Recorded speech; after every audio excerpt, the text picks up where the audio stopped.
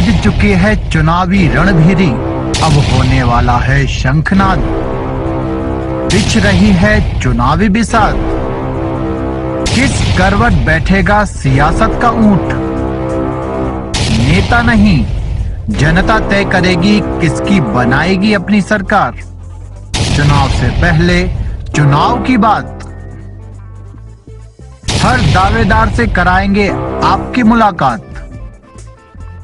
देखिए विधानसभा चुनाव पर चुनावी चर्चा आपके अपने चैनल विंध्य लाइव पर रात 9 बजे इस्लाम अहमद के साथ। बंसल न्यूज की विशेष कार्यक्रम 23 की तकरार किसकी सरकार में आपका स्वागत है। मैं हूं इस्लाम अहमद मंसूरी, मैहर विधानसभा से। मैहर यूं तो कांग्रेस का गढ़ माना जाता था, लेकिन विगत 2 पंचवर्षीय से इधर पे भाजपा का कब्जा है। 2008 के विधानसभा चुनाव में भाजपा का मैहर से खाता खुला था और उसके बाद 2 बार लगातार 2016 के उपचुनाव में और 2018 के विधानसभा चुनाव में भाजपा का कब्जा है और इधर से विधायक है मैहर के नारायण त्रिपाठी। हम भाजपा के कई प्रबलतम दावेदारों से बात की है, उनमें से एक हमारे साथ पूर्व मंडी अध्यक्ष संजय राय जी हैं। हम उनसे बात करेंगे और जानेंगे कि क्या रणनीति रहेगी अगर उनको भाजपा टिकट देती है और चुनाव लड़वाती है। संजय जी, आपका स्वागत है। धन्यवाद इस्लाम भाई। मैहर विधानसभा से अगर आपको भाजपा प्रत्याशी बनाती है तो क्या तैयारियां हैं आपकी? इस विषय में अभी ये आकलन करना कि किसको प्रत्याशी पार्टी बनाएगी बहुत जल्दबाजी होगी। अभी विधानसभा चुनाव आने में लगभग 7 से 8 महीना शेष हैं, बल्कि 10 महीना मैं मानता हूँ। नवंबर का महीना चुनाव के लिए होना चाहिए विधानसभा का। सभी हमारे वरिष्ठ लोग, नए लोग पार्टी में बड़े उत्साह से, बड़े मेहनत से काम कर रहे हैं। मुझे भी पार्टी ने काम करने का अच्छा अवसर दिया और जनसेवा का जो हमारा पारिवारिक व्रत है, एक परंपरागत रूप से, उसको निभाने में मैं निरंतर प्रतिदिन मैं समय देता हूँ। अपने क्षेत्र के विकास के लिए मन में जो भी योजनाएं आती हैं, जो भी मन में ख्याल आते हैं, जो तकलीफ क्षेत्र में दिखती है, उसके निदान के लिए प्रशासन से, अपने राजनीति में हमारे जो वरिष्ठ नेतागण हैं, माननीय सांसद जी हैं, मंत्री जी हैं अमरपाटन से, उनसे संपर्क करता हूं और प्रयास मेरा रहता है कि मैहर को एक बहुत ही सुंदर, व्यवस्थित और एक अच्छे नगर के रूप में मैं विकसित करने में अपना योगदान दूं। इसे अगर आप तैयारी मानते हैं तो मेरा यही कार्य है, प्रतिदिन का कार्य है। मैं ये नहीं सोचता कि मुझे पार्टी की तरफ से क्या मिलेगा, ये पार्टी को सोचना है कि वो मुझे क्या देगी। मेरा काम है मैहर की जनता के लिए सेवा करना और इस क्षेत्र के विकास के लिए जितना भी संभव हो सके उसमें दिन रात अपने आप को लगाए रहना। मैं उसी व्रत को धारण करके कार्य कर रहा हूं और मैं चाहता हूं कि मेरे दामन पे कोई भी एक ऐसा दाग न लगे कि जनसेवा में कहीं भी मेरे ऊपर एक भी आरोप लग जाए। इससे मैं हमेशा बचना चाहता हूं। इसी को आप मेरी चाहे तैयारी मान लीजिए, चाहे मेरा कार्य मान लीजिए। जैसे कि मैहर एक सीमेंट हब है, इधर पे 3 सीमेंट प्लांट हैं और स्थानीय युवाओं का हमेशा से मुद्दा रहा है कि इधर पे रोज़गार नहीं उपलब्ध हो पाते हैं और मैहर में ज़्यादातर ऐसे ही रोज़गार की तलाश में लोग बाहर पलायन भी करते हैं। निश्चित रूप से मैहर सीमेंट हब है। 3 उद्योग यहाँ पे सीमेंट के बड़े चल रहे हैं, लेकिन आधुनिक तकनीकी जो आ गई है, जिसमें उच्च तकनीकी स्तर के कार्य मशीनों से, कंप्यूटर से और विभिन्न आईटी के माध्यम से जो हो रहे हैं, उसमें मानव बल की आवश्यकता धीरे धीरे कम हो रही है। इसे हमें स्वीकार करना चाहिए। तो रोज़गार देने की हर फैक्ट्री की अपनी एक सीमा है, उसमें वो जितना रोज़गार दे सकती है, मैं समझता हूँ कि रोज़गार निश्चित रूप से मिलता है। हाँ, कुछ यहाँ पे युवाओं को ऐसा महसूस हो रहा है कि हमें उच्च पदों पे फैक्ट्रियाँ नहीं रख के निचले स्तर का कार्य हमसे कराती हैं, उसको लेकर असंतोष है। इसमें सुधार होना चाहिए और हमारे शासन की भी नीति है कि 75% रोज़गार जो फैक्ट्री जहाँ खुलती है वहाँ के स्थानीय युवाओं को मिले। लेकिन मैं एक और भी विचार अपने युवाओं के से साझा करता हूँ कि मैहर में एक सिर्फ सीमेंट के अलावा भी बहुत बड़ी विकास की संभावना है। मैहर हमारा धार्मिक टूरिस्ट सेंटर के रूप में मध्य प्रदेश के नक्शे में प्रथम स्थान पे है और इस टूरिस्ट के माध्यम से बहुत सारे रोजगार खुलते हैं, चाहे वो होटल का चेन व्यवसाय हो, चाहे रेस्टोरेंट का हो, टैक्सी का हो, जो देवी जी के प्रसाद वितरण के होते हैं। मतलब इतनी तरह की योजनाएं इससे जुड़ जाती हैं कि उसमें स्वरोजगार की तरफ अगर हमारी युवा बढ़ने का प्रयास करें। और दूसरा, हमारे यहाँ सब्जी का बहुत ही अच्छा केंद्र है, इटमा टमाटर मंडी से लेके और घुनवारा अमदरा के बीच में। इस क्षेत्र में मैंने कई बार साझा किया है, सांसद महोदय से चर्चा हुई है। यहाँ के नौजवानों से कहता हूँ मैं कि आप प्रसंस्करण की तरफ, युवा उद्यमी की तरफ, स्टार्टअप की तरफ बढ़िए। सिर्फ नौकरी पाने वाला मत बनिए, नौकरी देने वाला बनने का आप प्रयास करिए। तो मैं ये जागरूकता लाने का निरंतर प्रयास करता हूँ और मैं उम्मीद करता हूँ आने वाले समय में आप देखना, इटमा से लेके अमदरा के बीच के जो युवा हैं वो इतना बढ़िया प्रसंस्करण में काम करने लगेंगे कि वो दूसरों को रोजगार देने लायक बन जाएंगे। इस योजना पे मैं निरंतर काम कर रहा हूँ। जैसा कि अभी आपने सब्जी का व्यवसाय की बात करी, तो वहीं किसानों की बात कर रहे हैं।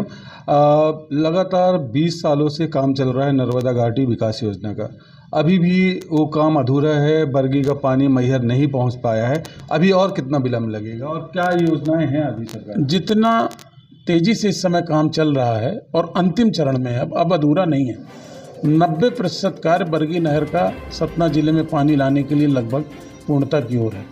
जो शेष 2 किलोमीटर की टनल का काम बाकी है, 2 से 2.5 किलोमीटर, दोनों तरफ से सुरंग बनाने के लिए मशीनें लगातार काम कर रही हैं और जिस गति से काम चल रहा है, जुलाई 2023 में ये हम उम्मीद कर रहे हैं, वहाँ के इंजीनियर्स भी दावा कर रहे हैं।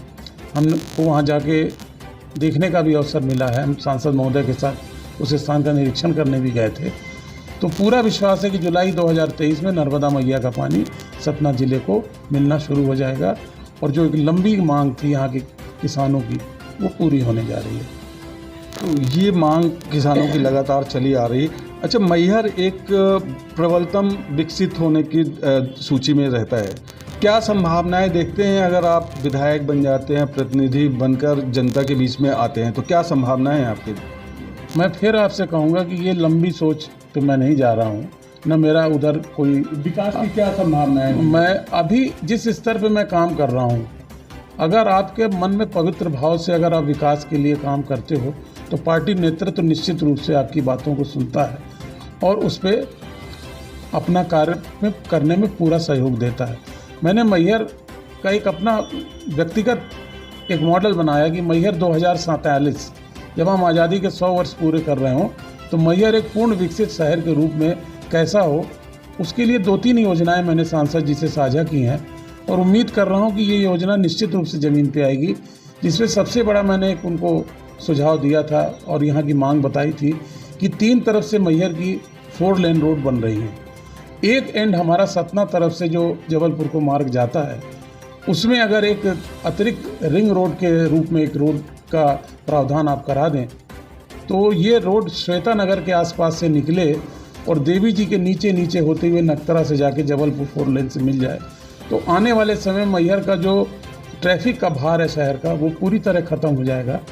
और मैहर हमारा जब रोड का वहाँ प्रावधान हो जाएगा तो उस दिशा की तरफ भी नगर बढ़ने लगेगा, तो जो भविष्य में कंजेशन होना है शहर में, वो बच जाएगा। तो मैं ऐसा विश्वास कर रहा हूँ कि आज नितिन गडकरी जी ओरछा में हैं और सांसद जी मेरे इस प्रस्ताव पर सहमति जता चुके हैं और आज वो ये प्रस्ताव गडकरी जी से मंजूर कराने के लिए रखेंगे, ऐसा मेरा अपना विश्वास है। तो मैहर को लेके मेरा एक ये विज़न है। दूसरा है कि विवेकानंद महाविद्यालय का नया भवन बन चुका है। महाविद्यालय के नए भवन में जब महाविद्यालय शिफ्ट करें तो जो पुराना भवन है महाविद्यालय का, उसमें एक कन्या महाविद्यालय बने। मेरे मन की ये कल्पना है कि कन्याओं के लिए एक महाविद्यालय मैहर में अलग हो जाए और एक महाविद्यालय बालकों के लिए रहे, तो एक अच्छी संभावना बनेगी बच्चियों को भी शिक्षा के लिए। ये मेरे मन का है एक कल्पना। और मैहर के खेल मैदान को, चूँकि प्रधानमंत्री जी खेलो इंडिया को लेके बहुत गंभीर हैं, तो एक ऐसा ट्रेनिंग सेंटर और स्टेडियम बने कि मैहर से अच्छे खिलाड़ी कम से कम प्रदेश और राष्ट्रीय स्तर के निकलें, जिससे मैहर का नाम इस क्षेत्र में भी रोशन हो। और सबसे जो महत्वपूर्ण चीज़ है कि मैहर जिसके लिए जाना जाता है उस्ताद अलाउद्दीन खां साहब के नाम से, उसको एक चिरस्थायी वहाँ पे एक स्टेट उनका ऑडिटोरियम बनाने की मेरे मन में एक कल्पना है, इसमें जितने उनके शिक्षित शिष्य पद्म पुरस्कार से सम्मानित हुए हैं उनके पोर्ट्रेट लगे हों, ध्वनियाँ बजती हों, मैहर बैंड का जो आज जर्जर अवस्था में वो बिल्कुल पुनः बहाल हो जाए अपनी अच्छी अवस्था में, ये सब मन की कल्पना है। मैं आपसे ये तो जैसे आपने शहर के विकास की बात कर ली, अब ग्रामीण अंचल में चलें तो ग्रामीण अंचल में भी आपको कुछ संभावनाएं दिखती हैं विकास की? निश्चित रूप से हमारा मैहर के ग्रामीण अंचल में विकास की अपार संभावनाएं हैं। खनिज संपदा से युक्त हमारा क्षेत्र है। तो जिन गांवों में आपको मालूम है शासन की एक योजना है, खनिज मद से एक बड़ा फंड एकत्रित होता है, जिला डिस्ट्रिक्ट मिनरल फंड बोला जाता है। उस राशि से हर गांव में सबसे मूलभूत चीज़ है शिक्षा। शिक्षा के क्षेत्र में अगर हर गांव में हमने अच्छी व्यवस्था, अच्छे विद्यालय, स्वच्छ शौचालय और खेल के मैदान ये बना दिए तो ये मानिए वो पीढ़ी जब वहाँ से स्वस्थ और पढ़ी लिखी निकलेगी तो गांव का निश्चित रूप से बहुत बड़ा विकास होगा और सारे गांव शहर के मार्ग से अच्छी तरह से कनेक्ट हों, स्वास्थ्य सुविधाएं वहाँ अच्छी हों। ग्रामीण क्षेत्र को जितना हम ऊपर लाएंगे उतना हमारे क्षेत्र का, प्रदेश का और देश का विकास होगा। जैसे कि स्वास्थ्य के नाम पर मैहर हॉस्पिटल है, मैहर हॉस्पिटल में यूँ तो ट्रॉमा सेंटर बन के तैयार हो गया, लेकिन जब ऑर्थोपेडिक डॉक्टर नहीं है, आई स्पेशलिस्ट नहीं है, डॉक्टरों की कमी है, तो फिर कैसे आप स्वास्थ्य के क्षेत्र में अपनी उपलब्धियां गिनाते हैं? मैं वही आपसे कह रहा हूँ, इस मामले में हम लोग भाग्यशाली हैं कि हमको भवन और इंफ्रास्ट्रक्चर तो मिल गया, लेकिन दुर्भाग्यशाली है कि उसका संचालन करने वाला स्टाफ, डॉक्टर्स और उसके जो टेक्नीशियंस हैं वो हमें नहीं मिले। इसमें कहीं ना कहीं देखिए जनप्रतिनिधि की बहुत बड़ी भूमिका होती है। मैं किसी की आलोचना नहीं करना चाहता, लेकिन अगर इस मामले में गंभीरता जनप्रतिनिधि नहीं रखता तो कहीं ना कहीं क्षेत्र की जनता को उसका परिणाम भुगतना पड़ता है। तो अगर अवसर है मिले जनप्रतिनिधि को तो उसे इंफ्रास्ट्रक्चर के साथ साथ उसके संचालन की व्यवस्था भी उसी स्तर की रखनी चाहिए ताकि उसका लाभ जनता तक आए। इस विषय में निश्चित रूप से आपने बहुत अच्छा प्रश्न किया है और इसकी कमी को पूरा कराने के लिए हम भरसक प्रयास करेंगे कि मैहर में ये कमी न रहे। जैसे कि 2 बार से विधायक हैं अभी भाजपा से, आप ही की पार्टी के हैं, तो क्या आप लोग उस दिशा में पहल नहीं करते कि इस तरह के इंफ्रास्ट्रक्चर तो है ही है लेकिन उसकी सुविधाएं भी तो बढ़ानी चाहिए? मैं आपसे वही कह रहा था कि हमारा पूरा प्रयास रहता है, लेकिन हमारे माननीय विधायक जी की ज़्यादा रुचि प्रदेश और राष्ट्रीय राजनीति की तरफ ज़्यादा रहती है, मुझे ऐसा लगता है। स्थानीय राजनीति पे उतना ध्यान देने का समय उनके पास नहीं रहता और कार्यकर्ताओं के साथ संवादहीनता होने से ये बात उन तक पहुंचाना भी थोड़ा सा हम लोग को कठिन रहता है कि कैसे उनसे मिलें, कहाँ मिलें, उनकी इतनी व्यस्तता है।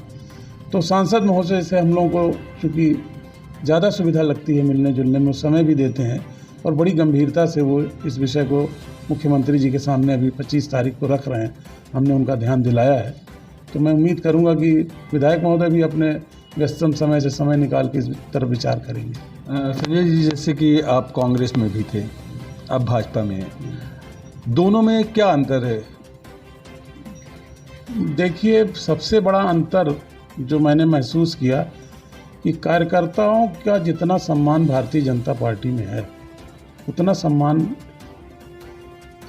कांग्रेस पार्टी में कार्यकर्ता को नहीं मिलता।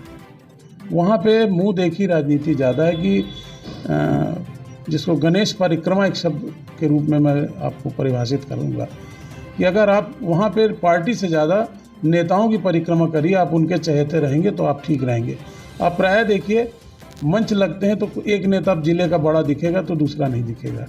अगर आप दूसरे के पास चले गए तो ये नेता नाराज़ हो जाएगा। तो कार्यकर्ता वहाँ इतना पिसता है और इतना विभक्त है, वो चीज़ यहाँ नहीं है। यहाँ पे कार्यकर्ता जो हैं वो पार्टी के प्रति समर्पित हैं। सारे नेता एक मंच पे दिखेंगे, सारे कार्यकर्ता बैठकों में अपने वरिष्ठता और कनिष्ठता क्रम से बैठेंगे, कभी कोई इसको लेके मन में विभेद नहीं और लगातार 24 घंटे चलने वाली पार्टी है। लगातार कार्यक्रम आते रहते हैं, जिम्मेदारियां दी जाती हैं, काम करने के अवसर मिलते हैं और कहीं ना कहीं एक थर्ड आई है इस पार्टी में जो आपके काम को देख रही होती है और आपके काम और योग्यता के आधार पे आपको निश्चित रूप से पुरस्कृत किया जाता है। ये मैंने महसूस किया है। ये चीज़ कांग्रेस में नहीं है। कांग्रेस में व्यक्तिवादी पार्टी हो गई है। व्यक्ति को अगर आप पसंद हैं तो ठीक है, आपका कार्य चाहे जैसा हो, लेकिन यहाँ नहीं है। यहाँ पे अगर कार्य आपका अच्छा है तो आपको निश्चित पुरस्कृत किया जाएगा। व्यक्तिवाद की ऐसी कोई चीज़ नहीं। जैसे कि कहा जाता है मैहर में कुछ वो चल रहा है, र्यूमर चल रहा है कि अगर आपके किसी मित्र को टिकट मिली कांग्रेस से तो आप चुनाव नहीं लड़ेंगे।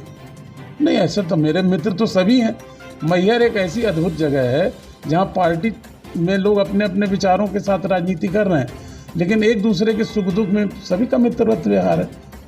और मैंने कई बार देखा कि सारे मित्र आपस में लड़े हैं। गांव के पड़ोसी लड़े हैं पिछले चुनाव में। 3 किलोमीटर में गांव है, लेकिन चुनाव में आमने सामने थे और बड़े कम अंतरों से रिजल्ट आया। तो वो राजनीति में मित्रता नहीं लागू होती, वहाँ पे सिद्धांत लागू हो जाता है। लेकिन जब हम पार्टी फोरम के मंच से अलग मिलते हैं तो बहुत प्रेम से मिलते हैं, एक दूसरे के सुख दुख में खड़े होते हैं। मैहर में इस मामले में बहुत स्वस्थ वातावरण है और कोई किसी के लिए मैदान नहीं छोड़ने वाला। सब अपनी अपनी लाइन की राजनीति करेंगे, ये विश्वास दिलाता हूँ। तो ये थे संजय राय जी, पूर्व मंडी अध्यक्ष। अगर इनको पार्टी टिकट देती है तो ये अपनी पूरी ताकत के साथ में चुनाव मैदान पे आएंगे और अपनी पार्टी को विजय श्री दिलाने का कार्य करेंगे। कैमरा पर्सन के साथ इस्लाम अहमद, बंसल न्यूज़, मैहर। बज चुके हैं चुनावी रणभेरी, अब होने वाला है शंखनाद। बिछ रही है चुनावी बिसात, किस करवट बैठेगा सियासत का ऊंट।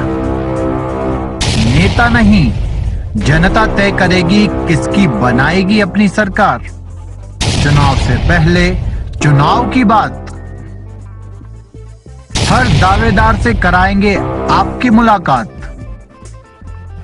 देखिए विधानसभा चुनाव पर चुनावी चर्चा, आपके अपने चैनल विंध्य लाइव पर रात 9 बजे इस्लाम अहमद के साथ।